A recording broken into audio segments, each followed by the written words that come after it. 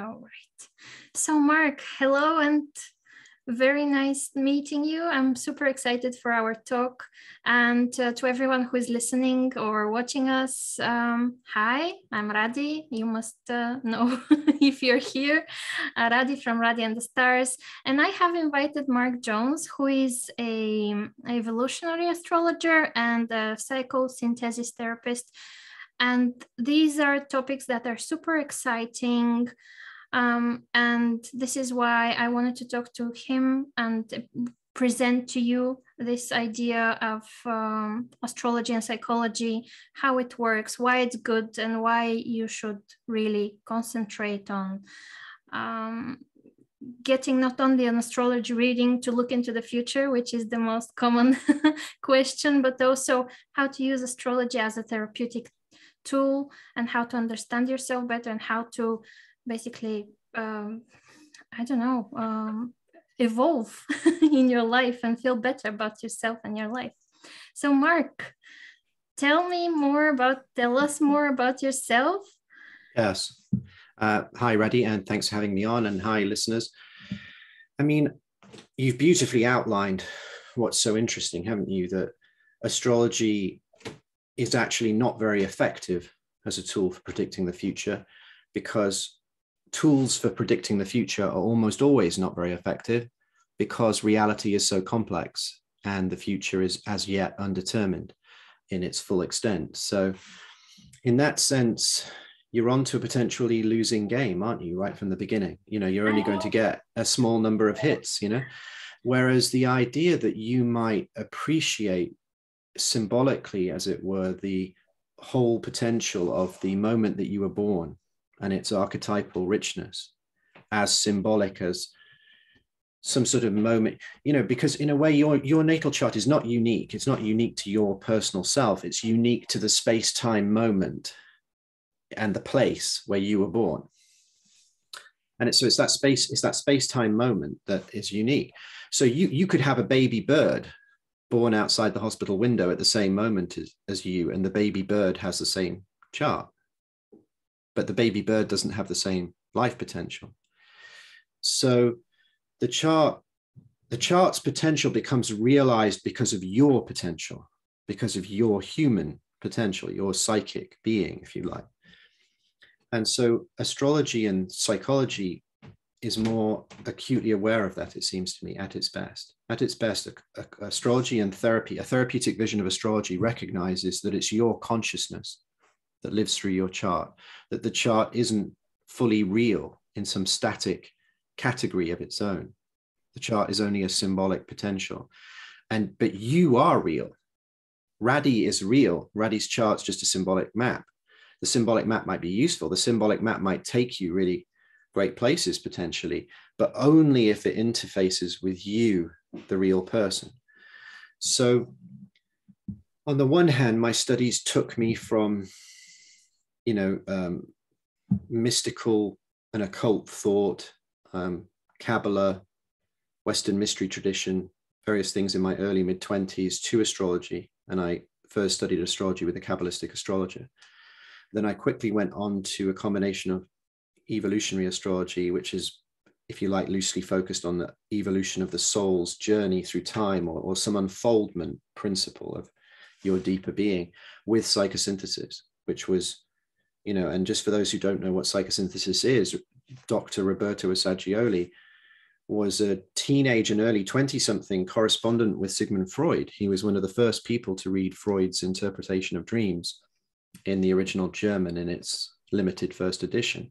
And he corresponded with Freud, but he always felt that he called Freud the analyst of the basement of the building, the cellar, you know, whereas he wasn't looking at the whole building. You know, he was too focused on pathology. He wasn't seeing the human potential side. So Assagioli created this very flexible, fluid model of psychology that included the human potential side, that included the soul, if for want of a better word, you know. And if I may, I'll just say one thing about soul and then pass back to you. And that is, from my point of view, every now and then in the wondrous territory of modern psychology, after Jung or James Hillman or these different figures, the word soul gets used a lot. It gets bandied around, you know, a soulful perspective, a soulful seeing through things. But no one's really bold enough. You know, there's a passionate, kind of courageous side of me that wants people to just say, no, soul is real. You know, you have a subtle being. You have an inner energetic you that is real. And soul has the capacity to switch on and radiate its light and love, or run away and hide because things are so awful, or because you've given up on yourself. And that engages me, the way that we might manifest our sort of the destiny of our soul, if you like. So I have studied astrology all along in a way to read what people really are, not the future. I've studied, yeah. That's really sounds amazing and empowering, really, because most people, when they first get to know astrology, and they think that they're doomed, and especially people who are not really understanding how astrology works, and they're like, well, I'm a Scorpio, so I'm a bitch. and that's that. But how I work and how you work, by the sound of it, is really to get all the potential and all the symbols, and then see what you can make of it, and potentially evolve and get better and better. Yes. And I was going to ask you later on in our conversation, but because you mentioned it already, I'm gonna ask you in regards exactly to Freud, to Jung, and to Assagioli. And you were mentioning, let me just say, I have my notes here. When on validating the client's experience, you mentioned Freud as looking at things as in suffering point of view, and Jung is black and white, maybe on the both ends, and Assagioli you described as fundamental goodness and meaning. And aren't these all somehow extremes in a way? Because one is very negative, the other is black or white, and the other is very positive, maybe. Well, yes. I mean, I think it's apparent, really. I think a fair reading of Freud, you'd have to say he's quite pessimistic, and you'd have to say that the psychology is perceived as very much a sort of dynamic system, like an engine, or like a series of pistons driving people. There are all these like mechanistic kind of conceptions. And his vision of the way ideas evolve, you know, murderous feelings of the primal horde of the sons towards the father, and, you know, catastrophic revolution in society through these kind of murderous drives. I think maybe it's a slight, I don't think Freud was just a pessimist. And I think Freud in his personal life showed a great deal of regard sometimes, although he could be very destructive to people that didn't follow his ideas. But broadly speaking, you'd have to say psychoanalysis is a fairly pessimistic view of humankind. And the way it occurred philosophically, it dismantled the trust in the Cartesian ego. You know, I think, therefore I am. Well, now you can't trust the I, never mind the thinking. You know, the I is broken down by all these different bits that you can't quite understand. So I think he has a pessimistic place philosophically too. Jung is more complex in a way, because Jung is like a Taoist in some ways, light and dark, but in another way, at the end of the Red Book, there is a clear mystical vision. There is a clear redemptive mystical vision. But Assagioli is like someone who has accepted the world's spiritual traditions. He has accepted the message of the world's spiritual traditions. Jung has chosen to explore that territory on his own, go through this like mythic, psychodramatic journey to his own archetypal ground. Assagioli is different. And in some ways, he's not as strong as Jung, because you have to be incredibly strong to do what Jung did, in a way.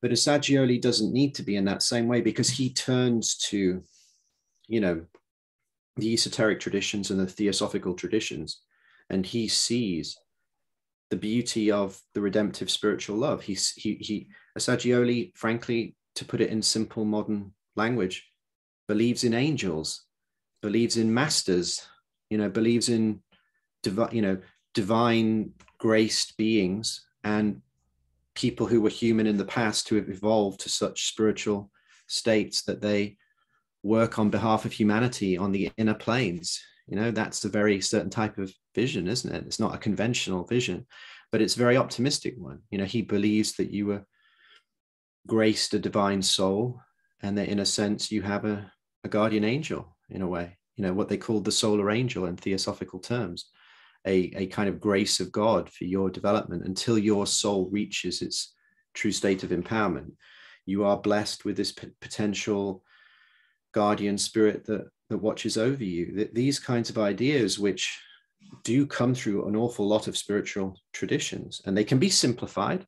They can sound like new age pop kind of stuff, but actually they're fairly profound ideas. The idea that you yourself, through your personal endeavor, might be choosing to psychologically and spiritually develop, and at the same time something is reaching down to you through divine grace. Something is turning its loving countenance towards you as well, is actually a deeply satisfying and, for many people, deeply reassuring psychic and spiritual experience, as well as an idea. And how do you go about passing on this idea onto clients? Because sometimes there are things happening to clients, for example, that are, I would say, good, even though there's no good and bad really, but the aspects look good, the transits look auspicious, and the client is suffering. And they're suffering because of some potential that they haven't chosen to develop in the past. Yes. Now they have this option, and they come and they're like, I can't handle the situation. And you're saying, but you have amazing aspects. And they're like, I'm drowning here. And how would you go about explaining that this is actually something that is putting them on the path of evolving? Well, it's a very nuanced question, and it has a profound series of implications even before you get to that final part of it. And if I can share one thing, I remember going to this conference in 2016. There was an ESAR conference, the International Society for Astrological Research, in Orange County, California. And it was predictive astrology, which is not my thing, as this conversation reveals. But I managed to dream up a way of talking with a predictive sounding title that wasn't about predictive astrology. So I said, can we predict whether our clients will transform or not? Okay. At the start of that talk, I shared a chart of a lady, and it, I asked the room, was this a transformation? Did this client develop into something new, or did they fall apart? Was it a crisis? Did they fall apart? And it was roughly 50-50 in the room. Maybe slightly more thought it was a crisis. They thought it was a transformation, because there were many transformational signatures. There really were. And yet it was the lady's failed suicide attempt, sort of a year before working with me.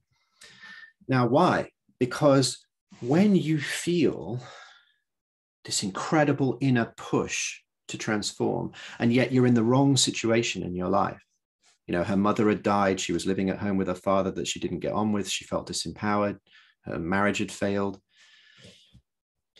When you have all that tremendous impetus to change, and yet you can't do it, you may experience it like not wanting to be here anymore, because it's so unbearable.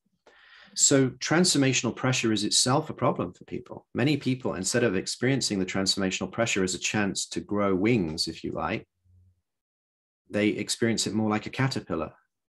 I'm not going to come out of this alive, which is, of course, true, even in the transformational sense. But so I agree with you. This is a fundamental issue. But the key is to understand the brutal reality is, even if you take a spiritually optimistic position, most people don't change. Most people don't want to change. Most people are too addicted to being a caterpillar to imagine the butterfly situation. They can't. And so many people feel this sense. You could argue that it doesn't matter so-called good or bad transits. It really does matter where the person is at inside themselves, where they're at in their own development. And so in that sense, the way I try to handle it is I try to see the astrology reading itself as a chance to take one or two steps, a chance to actually experience the change. You know, like someone comes and say shares a fear about a Saturn transit they're having, and they're upset, and it just means these difficult things that have happened to me, my life's just going to be miserable from now on. And I will propose the idea that Saturn is much more about maturation than just endless difficulty or challenge, right? So then I will try to create, if you like, a reparational space, at least for 5 or 10 minutes in the reading. I'll be like coaching a little bit, you know, what would it be like? So if we turn this around and, okay, we realize your marriage has ended, but we know that, you know, you were never that happy in it anyway.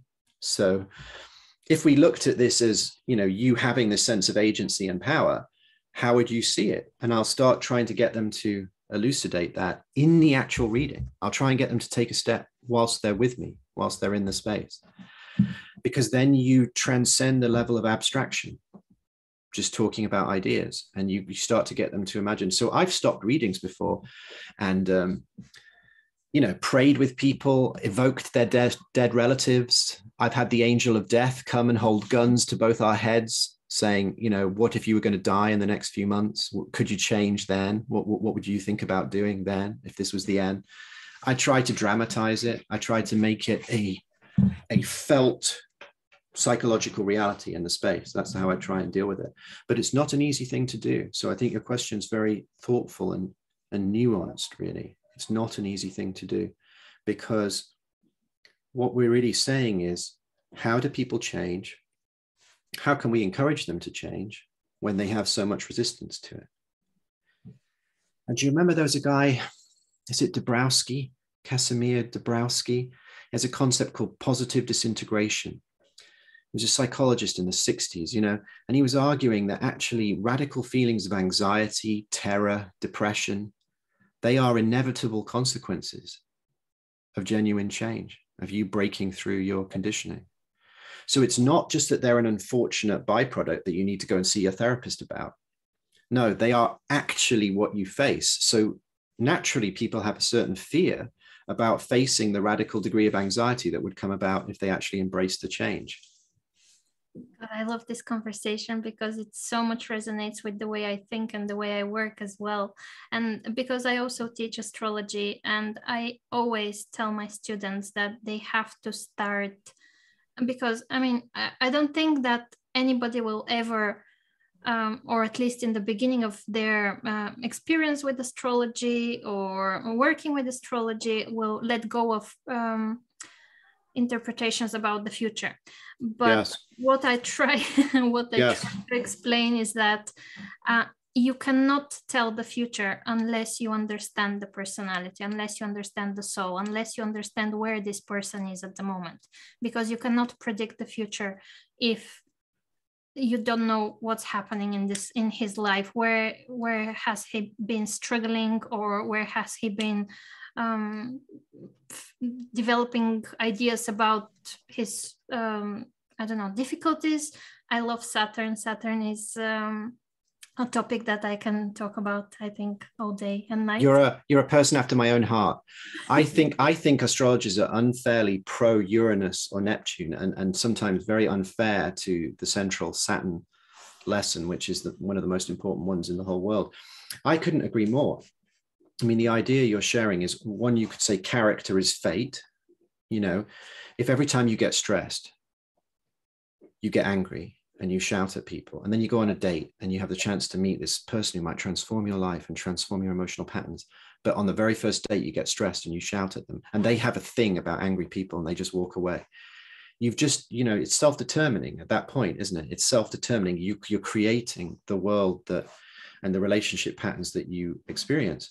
And it doesn't matter what transit comes up. It doesn't matter if you have the most benefic transits in your 7th house. It doesn't matter if you blow every date because you get angry because the waiter didn't bring the dish just the exact way you wanted it. Then you will ruin the relationship. It doesn't matter. Astrology isn't the important thing here. People's lives are the important things. The nature of their energy field, the way they psychically express themselves in their lives. In many ways, and I once had an article accepted on this name, but I was too busy to write it at the time. The article's title was How to Predict the Past. You know, you're much better off using astrology to understand what shaped someone and what made them the way they are, because the way they are is determining much of their reality, much more than transits in many ways, because you have to be open. The way I see transits is they're windows of opportunity, but you have to be awake to that. You have to be alive to that possibility. They don't just happen of their own. Exactly, yeah, exactly. And it's funny because yesterday I was talking to a lady and I was looking at her chart, and she said, well, it doesn't matter the past because what is important is now and the future. And I'm like, well, no, because you are coming from the past. The past shaped you. So I need to know what happened in the past so I know how it works at the moment, and then how it might work, or you might have the opportunity to work for you in the future. So the past is, I think it's a very important perspective you're discovering, and it allies with what Dane Rudhyar is now the modern astrologer that shapes my thinking in many ways. A lot of my work is in response to him. And he said there's this tendency in astrology to place the chart in an abstract realm, to study it as if it's some geometrical shape, you know, as if the person could be 0 or could be 80.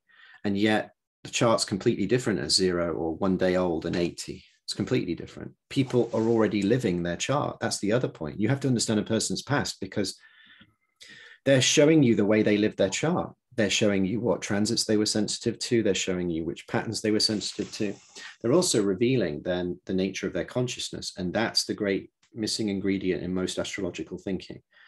People don't realize you have to blend the chart, which is just the symbolic potential, with the actual consciousness of the individual. So the art of astrological interpretation is a blending of the two. And clearly, the art of understanding people is a therapeutic concern as much as it's an astrological concern. And that's the great missing component in a lot of astrological education. There isn't this focus on what is the experience of translating, because, you know, when you do readings for people, they don't all know astrological language. You can't turn to someone and go, well, you know, your Pluto, Saturn, Venus T-square is doing this. You know, they don't know what that means. And yet there's not very much focus on how you're translating this astrological paradigm into real world experience for people. I think it's one of the great missing territories. And it sounds like you've developed your own personal way of reflecting on that. I assume from certain developmental psychological studies of yours, based on the way you talk about it. Is that the case? I mean, are you... Yeah, absolutely. Yeah, it's super important to me to translate the difficult and the complex talk of psychology and astrology into something that's day-to-day life, because yes, a lot of people are, for example, Pluto, they keep saying transformative planet, and there's a big transformation, and Pluto is very scary because there's such a big transformation. You're like, yeah, but what is transformation? I mean, exactly what is it that it means? Because we cannot just cite exactly. different aspects and keywords in order to tell people what's going on in their life. And also, but I mean, it's an assumption sometimes. Either people make too big a deal of it, like you're going to go from being a regular person like Peter Parker and then suddenly become Spider-Man. No, yeah, you know, exactly. The other thing is, well, because imagine this, right? Imagine you're seeking the astrologer because the whole last 6 months you've been feeling bad about another breakup. And that's the second or third breakup within a couple of years that happened in a similar way. You've been feeling down about yourself and you're wondering if you're even lovable anymore, or if anyone would ever want to be with you. Well, transformation in that sense might be you walk out of that astrology reading and you think, oh, I am lovable, and I've understood why this is happening to me.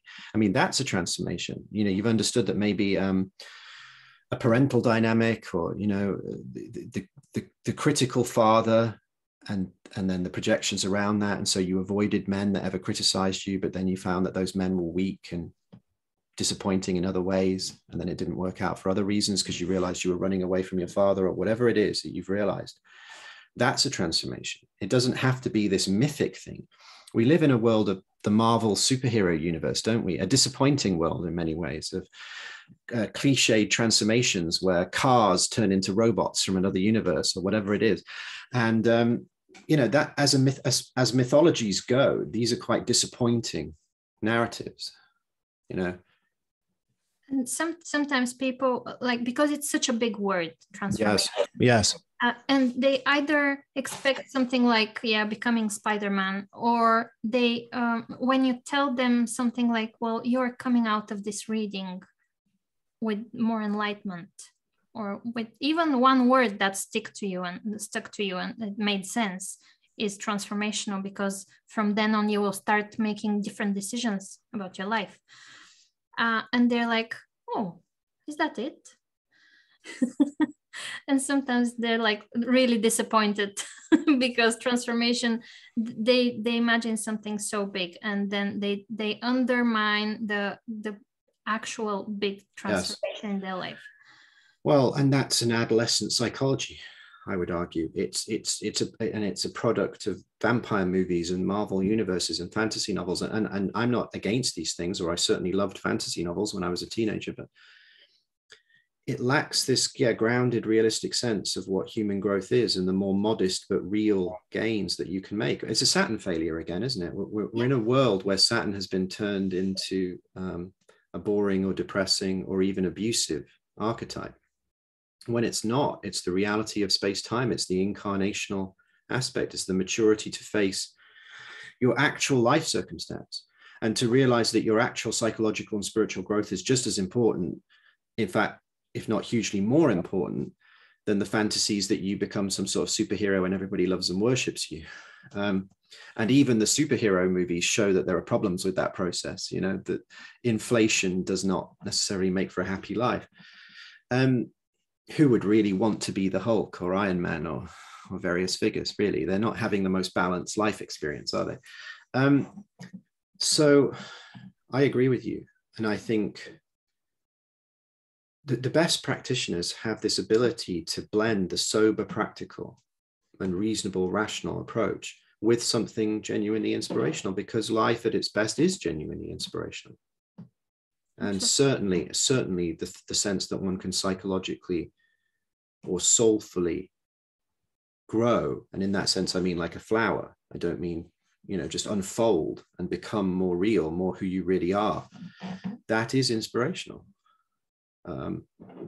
Yeah. Can you tell us more about evolutionary astrology? How does it work, and how does it differ from Western astrology, pop astrology, even Vedic astrology? I mean, they are so different.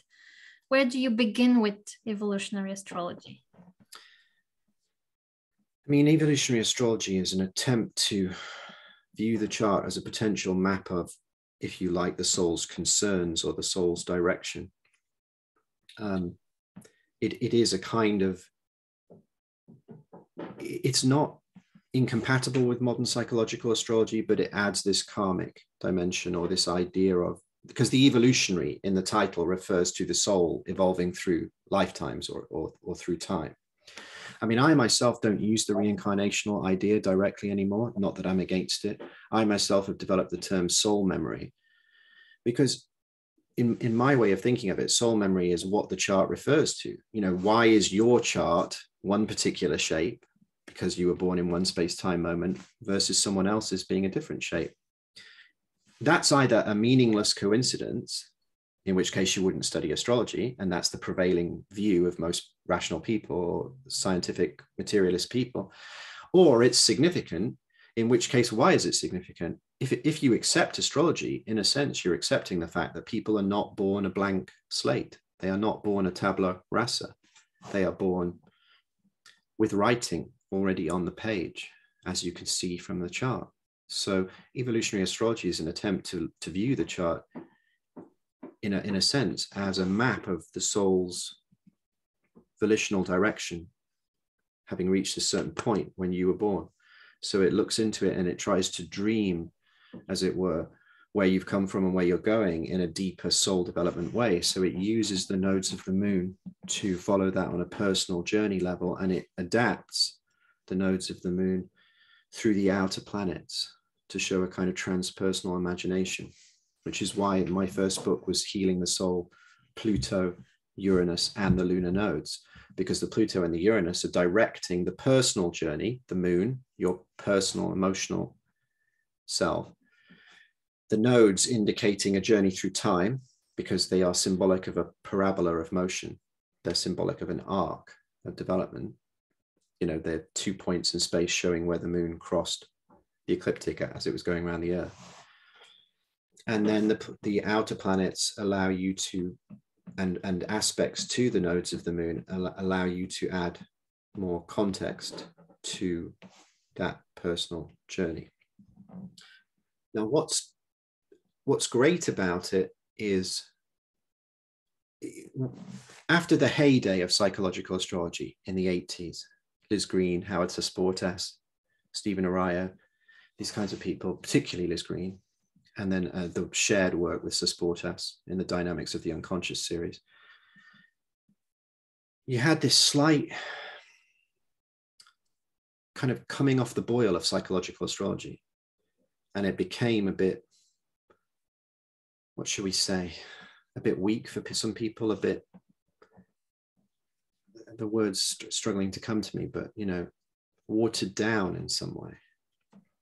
And then you see from that kind of burgeoning crisis in some senses of psychological astrology, this movement towards traditional Hellenistic astrology growing, and then this movement towards evolutionary, because they were looking for more than just this wishy-washy psychological language. Not entirely the fault. It's because psychological astrology, by the way, couldn't resolve certain quite challenging things to resolve. And that's a separate conversation sometime, but we'll come back to why that dilemma was.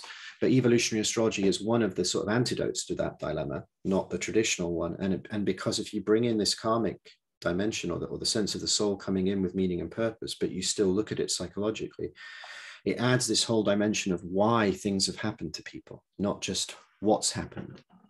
It adds context to the developmental picture. And I was developing all of this whilst I was a therapist in private practice, dealing with people's early childhood material. And it began to dawn on me that early childhood is itself a condensation of karmic material or soul memory material. Why this particular family, why these particular challenging dynamics. The soul is recreating a kind of psychodrama of what's possible in that early life for its own creative purposes in many ways. And that perspective began to radically change the way I was working with clients, even as a therapist. You know, became an extraordinarily transformative journey. And then, of course, I was supported by certain unusual experiences my clients were having. For example, one lady, whilst doing a relaxation exercise, spontaneously regressed into a series of past life journeys that we explored over the next year or 18 months. And that happened without me doing anything. And that seemed significant also, as if, without making too much of this, but as if my clients were participating in what was unfolding and that it was actually beneficial for them. So, and that's, you know, that's quite a radical space to be in, especially as that lady had had serious mental health diagnoses before, personality disorders. You know, I was not working in a psychiatric way, although I was supporting with her doctor to check on medication and stuff. And yet she really did grow. When these memories came back through her, she began to change in her life. We witnessed it together. And this was not a lady who was previously interested in past lives. She was, you know, relatively speaking, by conditioning, a Christian who didn't have reincarnational interest.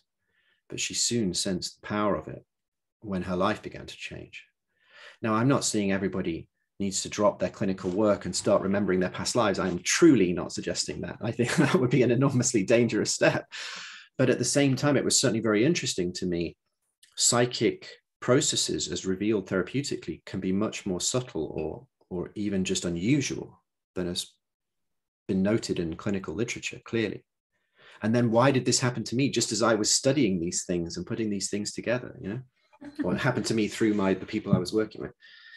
So I found that fascinating, and I began to trust that what we could call the field that transference develops out of, the actual experience of transferential phenomena, develops out of a field which is also the same as the soul memory field.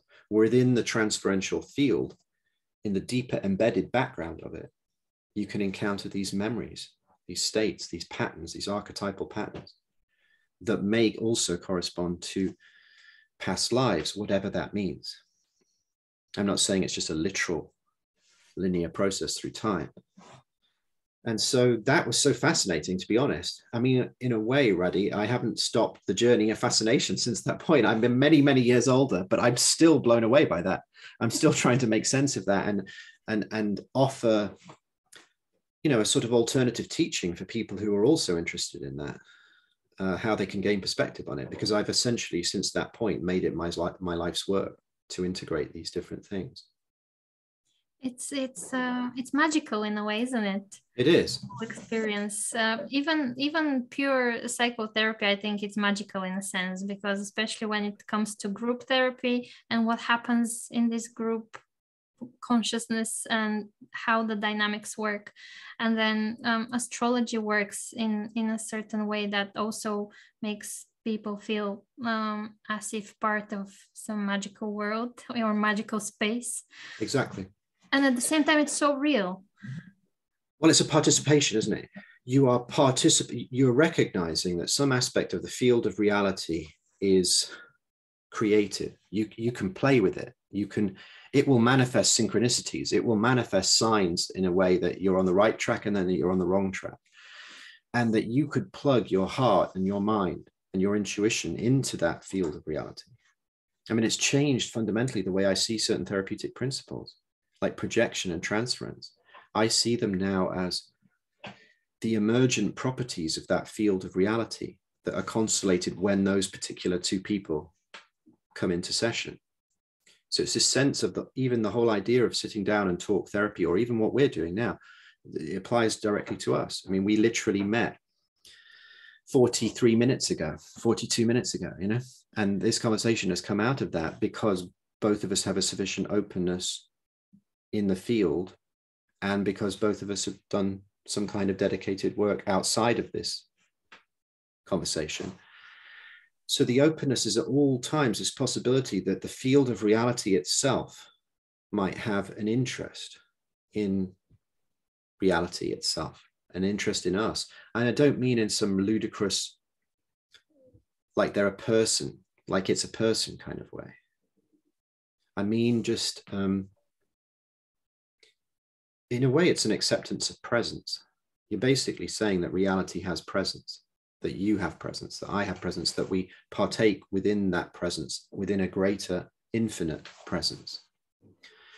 And from that perspective, the presence isn't passive. You're not meant to just sit there and become a priest, or sit there and, you know, clench your eyes and pray to God. No, you know, the presence is alive. The presence might want to play, might want to dance, might want to nudge occasionally, nudge you in the right direction.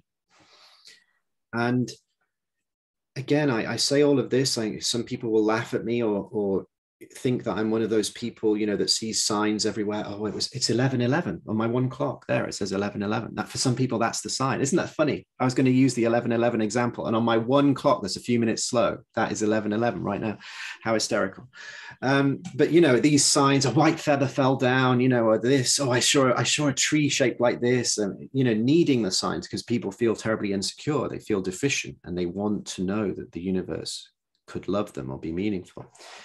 We have to note that, but it's like that fallacy that Freud applied to mysticism. He said, just because, you know, we're so insecure, we're like little children, we need a comforting divine figure, like we need the parent. Well, that's true, but that's no comment on whether there is a divine or not. That's simply a psychological observation about what humans need. It's not an ultimate philosophical assertion, and we have to be careful. Just because people want to feel a sense of belonging and they act insecurely about it, or they create false projections about it, does it mean that the whole area isn't real? You know, just like people behave crazy with spiritual teachers and they throw all their money away at them and they do this. Are all the spiritual teachers just frauds? I don't think so personally. I mean, there are some frauds, or there are some people that, the complex thing is there are some people that have genuine experiences and then they trip up over something and then they fall down. So there's a complex narrative. But so I have tried to include an awareness of that presence within the work itself. And that's a lifelong mission. you know, and like you, I sense the magic of that. You know, it just makes me happy to feel like my life is this purposeful in a sense, you know. Yeah, but at the same time, I think there's difference between people seeing signs and um, some people seeing signs and other people seeing signs, because sometimes, like for example, me and you, because I also see signs in everything, but I'm not like when I try to explain to people about everything and how it's connected, because everything is so much connected. Yes. With one with the other and the third. And I just think I am about to say it, and then I'm like, I don't think that I can explain the vastness of it, so I stop. But there are some people who see signs as if on purpose, and they're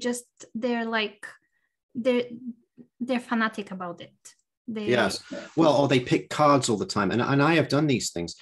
You know, maybe everybody does this sometimes, but exactly. Well, and it might be even an important stage of development. And you know what? Maybe just going and turning to my clock and seeing 11:11 is a little lesson to me to be a bit more open-minded and forgiving of that mentality, which is also in myself, because I was renowned as, you know, tarot and medicine cards and stuff, you know, because I agree, there are real signs, and I don't want to appear mocking of that reality. And it's understandable that people would then feel inspired when they saw those signs. And in fact, compared to, frankly, the depressing lie of materialism, I mean, I don't know what the whole world picture is. I'm not here to preach a new religion or metaphysics, but I know that the scientific materialist reductionist paradigm is not true, is not fully true.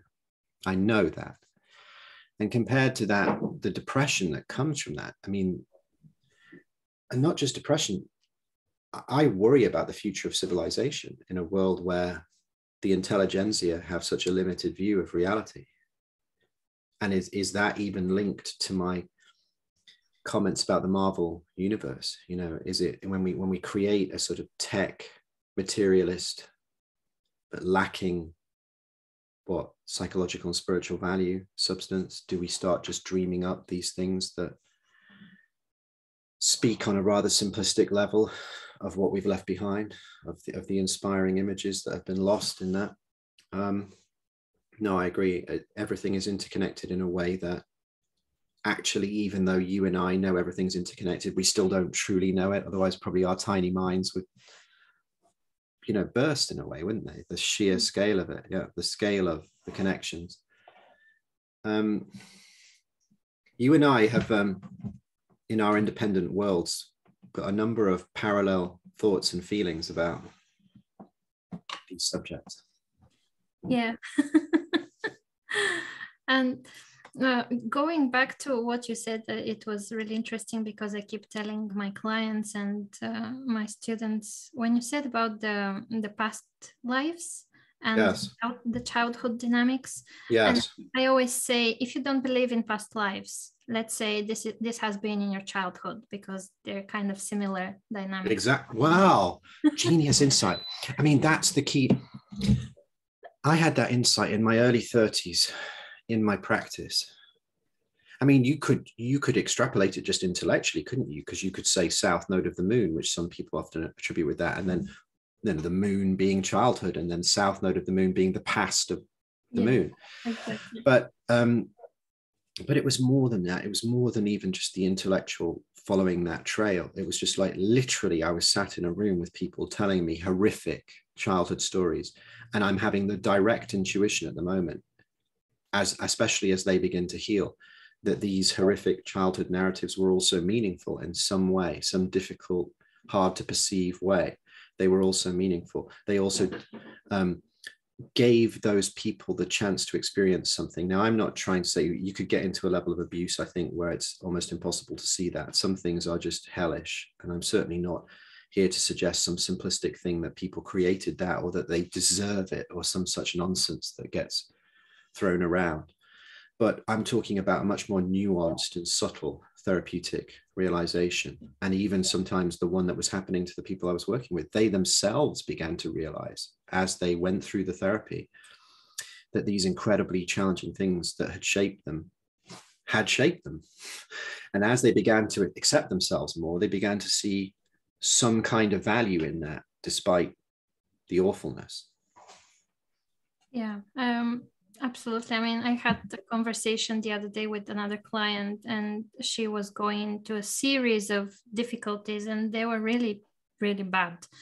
And I kept telling her that at some point in her life, she will see the meaning. And at the moment, it looks like shit. And you cannot just sit around and think, okay, this is falling apart, but look at the blessing of it. Of course, you have to be in the moment of going through the bad things and understanding that it's a period, and there will be some sense, even though it looks horrible at the moment.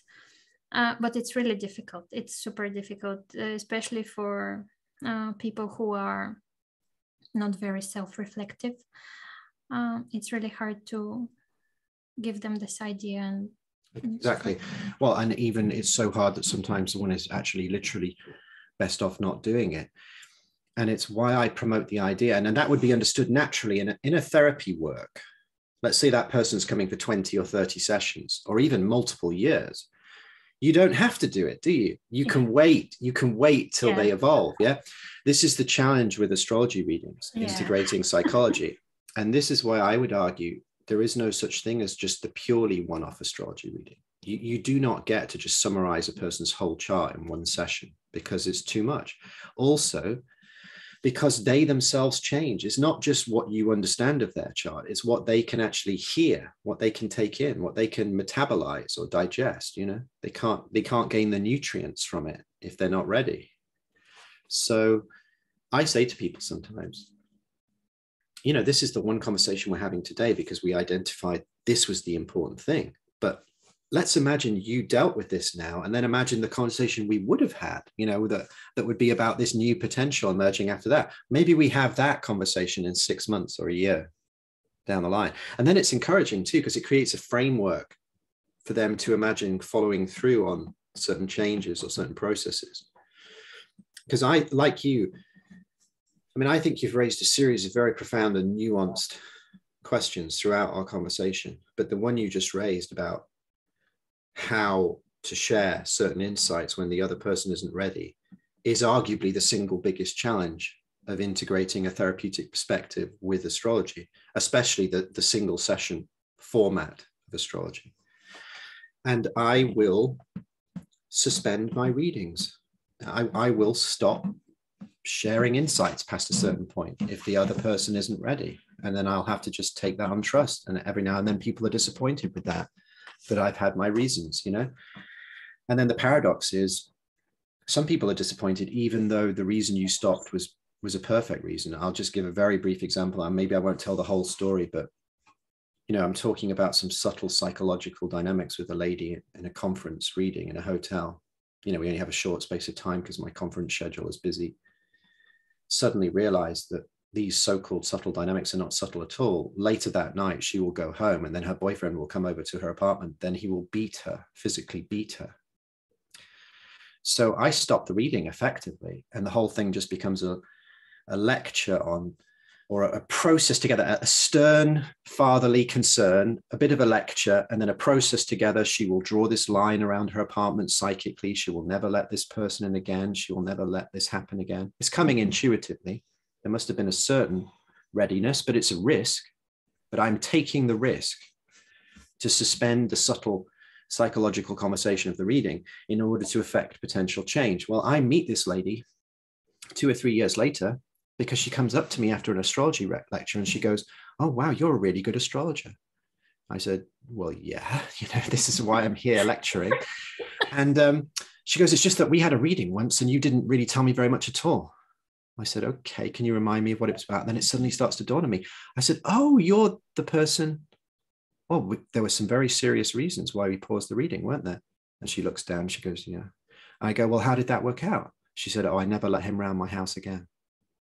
She stopped that cycle of domestic abuse because of that conversation.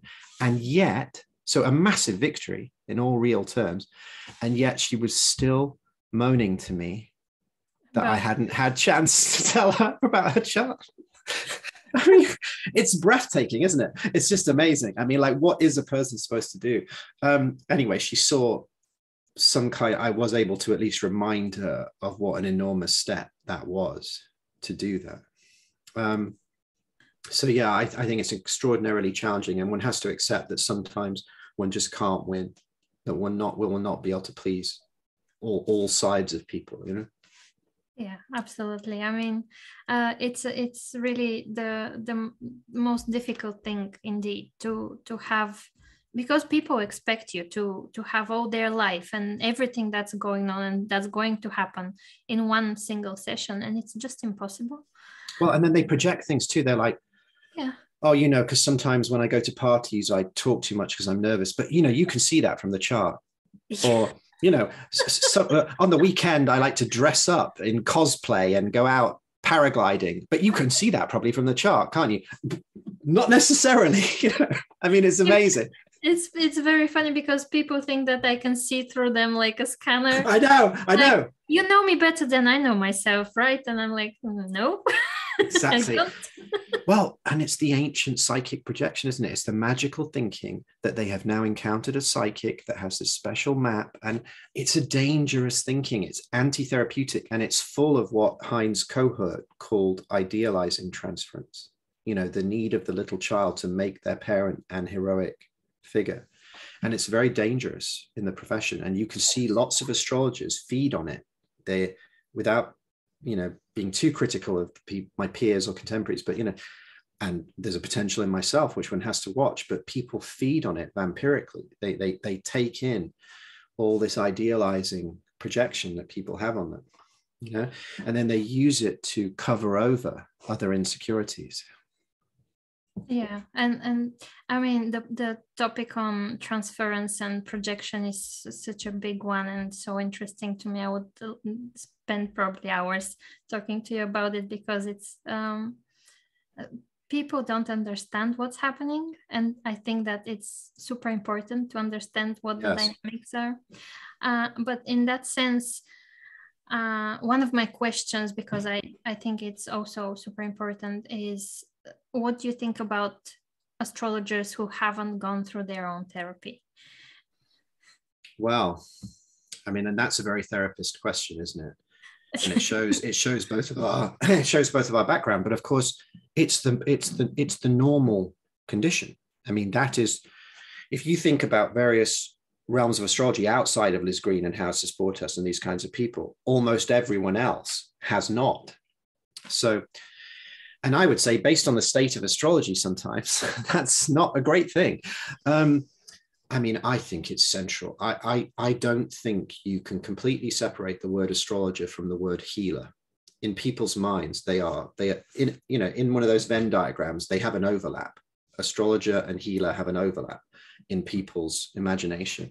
And once you're in the realm of trying to work with people and heal them, then you have to pay attention to your own self. You just have to have healed yourself, or you don't have to have healed everything. You just have to have understood things. You have to be able, you need to be aware when you could go into your own stuff and not just end up punishing other people because of your unresolved material. That is absolutely crucial. And I think astrologers do that all the time, sadly.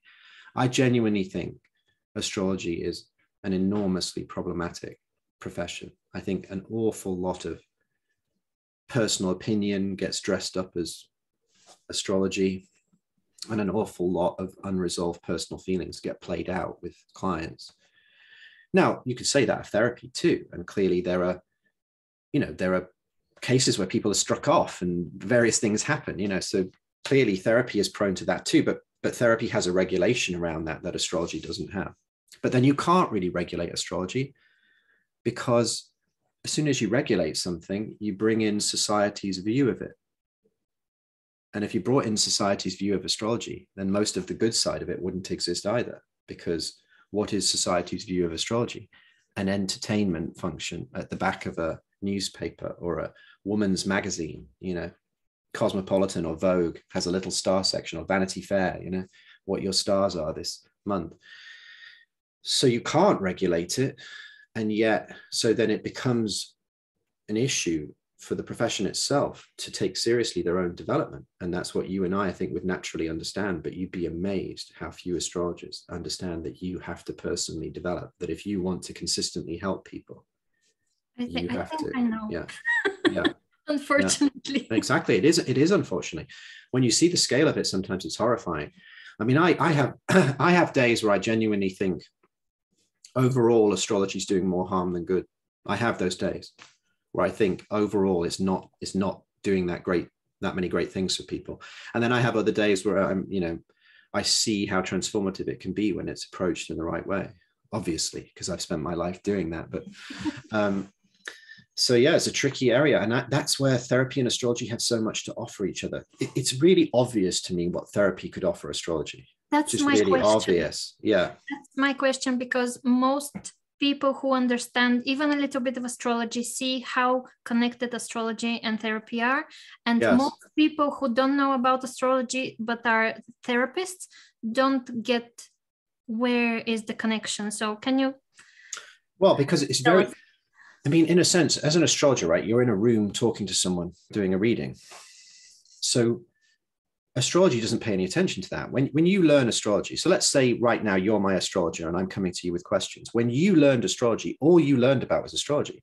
You didn't learn how to deal with this idiot from, this English guy asking you weird questions. You weren't told how to handle that bit. The trainings don't cover that. So it's obvious what therapy can offer astrology in that regard, because therapy has all this experience about people talking together in a room and asking weird questions. I mean, therapy has all these insights about that. The thing is, I think in the contemporary world, there's also a way around where astrology could re-inspire psychology, because if you think about it, Jung was into astrology profoundly. Assagioli was into astrology profoundly. Stanislav Grof teamed up with Richard Tarnas at Esalen and used astrology in the psychedelic and holotropic research. So transpersonal astrology has this very healthy dynamic connection with astrology. And I think contemporary psychology needs a little bit of the transpersonal vision. I mean, I think contemporary psychology has a danger of being overly worshipful of the clinical model, and an over tendency to rely on, pharmacological intervention, prescription drugs and antidepressants and anti-anxiety medication. And, I think a lot of that, I think the simple idea that you have a body, mind, and spirit, and that you could work on all three of them is much more refreshing than, taking a benzodiazepine or a serotonin selective reuptake inhibitor, of which are of questionable value. As recent papers, just this week, has been a publication of a paper arguing that serotonin is not the key to depression, from serious scientific investigation, that the whole antidepressant market might be off track. So, and then why are even many Jungians embarrassed that Jung was into astrology? Why they don't honor it even in their own profession. I had this lady once who left a very good teaching job to go and study kind of Jungian, to be like a Jungian analyst of some kind. And her Jungian analyst didn't respect her astrology at all and was critical of it all the time, even though during the therapy, the two Liz Green books came out, Jung on, all of Jung's astrological studies, the Liber Novus and all of that. And it's like, okay, so what's going on here? You just want the bit of Jung that you like, and you want to conveniently ignore the mystic Jung and the astrological Jung and the alchemical Jung. Well, you can't really, because that dominated the second half of his life, And it's the same with Assagioli. When I was in Florence with my good friend and colleague, Keith Hackwood, who I run a psychosynthesis coaching training with, we were just shown into these rooms with just these box files, spiritual astrology in English. And that's when I knew it was a fated moment, because I was the one person in that group of people that might understand that, and understand its importance. And no one in the psychosynthesis community had any knowledge of, Assagioli wasn't just messing about with a bit of astrology. I mean, he never worked with anyone past a certain point in his life without having a copy of their chart, which he would hand draw, with great labor to create. So what is in psychology's shadow? that it won't acknowledge this, and that it pushes these kinds of people to the fringes is perhaps unfortunate. And maybe there's a kind of crossover dialogue that could start to happen if people understood, if these things could be framed intelligently rather than just as a series of superstitions, which I think psychology would be naturally suspicious of astrology there. Yeah, absolutely. And my probably one of my big dreams is to have astrology in the universities. Yes. Because I think it's important. I also think that it's very helpful when it comes to mental health, because some people, especially in Bulgaria, even though things are changing radically the last couple of years, but still there is that stigma and there is that fear to go to therapy and to talk about it at all. Yes. And some people... Well, it's a reason across the world why many men never go. There's almost a kind of machismo. What, I'm going to go and talk about this stuff? Like, no, just deal with it. I mean, really, that's just so frustrating, isn't it? It's such a limiting worldview. And then men end up dying younger, and more men end up killing themselves or drinking themselves to death or whatever. But yes, I mean, well, exactly. Therapy has had to face its own struggle, hasn't it, to be taken seriously? Yeah. But at the same time, it's like people there are maybe three types of people. Ones that go to therapy, others that go to astrologers, and the others don't go anywhere. Exactly. Well, that's a very good point. And by the way, this is why I become so hopeful or even forgiving about certain problems within astrology, because it's better to be... Right. Ideal for certain people would be find a therapist, but that's a committed person. They know they want to work on it. And then the worst scenario is don't do anything. Don't do anything is just bad. That's like thinking you might have cancer and not doing anything. It's not a good idea. Going and seeing an astrologer, it might indicate less of a commitment to change than going to see a therapist.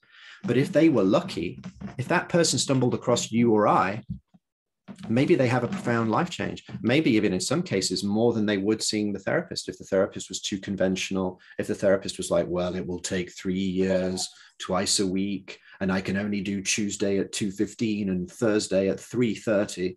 If you can fit that into your life and race across town to come and see me in my office and, just fits this total way I work and that's it, and I'm really rigid. So my hope for the future is people like you and I and many others who have understood therapeutic principles but been very into astrology realize that astrology itself could offer a more flexible model of working with people. One-off readings combined with short bursts of coaching or mentoring work to get the best out of that, because not everyone can afford a therapist. Not everyone can afford the time or that rigid set of circumstances, such and such a time. How is someone with young kids supposed to do that in their life without support, etc.? Whereas flexible astrologers might step in and take some of the slack and help people gain some kind of vision, because you don't always need the ultimate, analyst therapist. Not everyone needs Jungian analysis. Some people just need a combination of life coaching alongside an understanding of their own innate potential, that someone with a good eye for a chart could see pretty quick, probably. Yeah, I agree. It could be so service orientated, couldn't it? It could just help so many people. Exactly, but still there is that maybe uneducated view on the benefits of astrology. But hopefully it will change soon. And this conversation's a part of it, isn't it? All these conversations we're trying to imagine a new wave pattern in reality itself. And then maybe I've enjoyed talking to you. You're a thoughtful person, really, genuinely.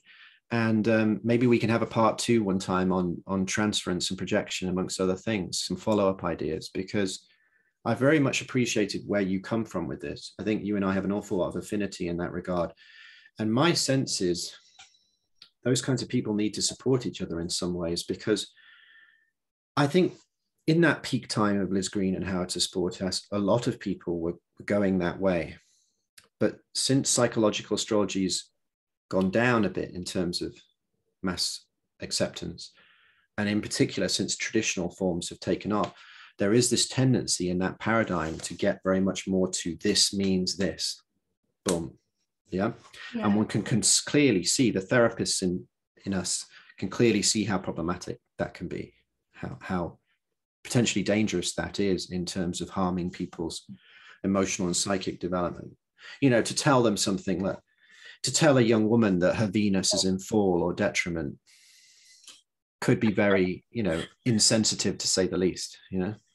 It can be detrimental to her. Yeah, exactly. Well, you know, in some places there are literally epidemics of nice, clever young women at colleges cutting themselves and stuff, or you know, having eating disorders. You know, there's a mental health crisis in some parts of the world. So bandying around terms like you have the wrong kind of Venus, it's not going to be helpful, is it? Or that a man has a weak Mars. I mean, Mars in Cancer was supposed to be a weak Mars, wasn't it? Roger Federer has Mars in Cancer. Most tennis players that are on top have it there. Yeah. I mean, they're not the butchest athletes, but they are athletes. Djokovic, Federer, Nadal, these are peak elite athletes. Yeah. The simplified world of astrology we have to very carefully apply that so that certain simple, that we don't make basic therapeutic mistakes and inadvertently harm people. I think that this is a great way to end this conversation, because otherwise I'll keep you here until tonight. yeah, it has been. It's been an enjoyable conversation. It really has. I appreciate you inviting me on, and I look forward to coming back at some point. And I would love to. Just picking up. For me. It's an honor for me, and an absolute pleasure. Thank you so much for agreeing to do this, and I sure will get to organize another meeting, and hopefully I'll see you in Sofia. Yes. Well, and yeah, that's not that unrealistic, as we were just saying, you know, before, isn't it? Yeah, that hopefully there's another conference and another chance for me and my colleague to come and talk psychology in Sofia. That would be wonderful. Well, you take care of yourself. Thanks for having me on, and all the very best. You too. Thank you very much. Take care.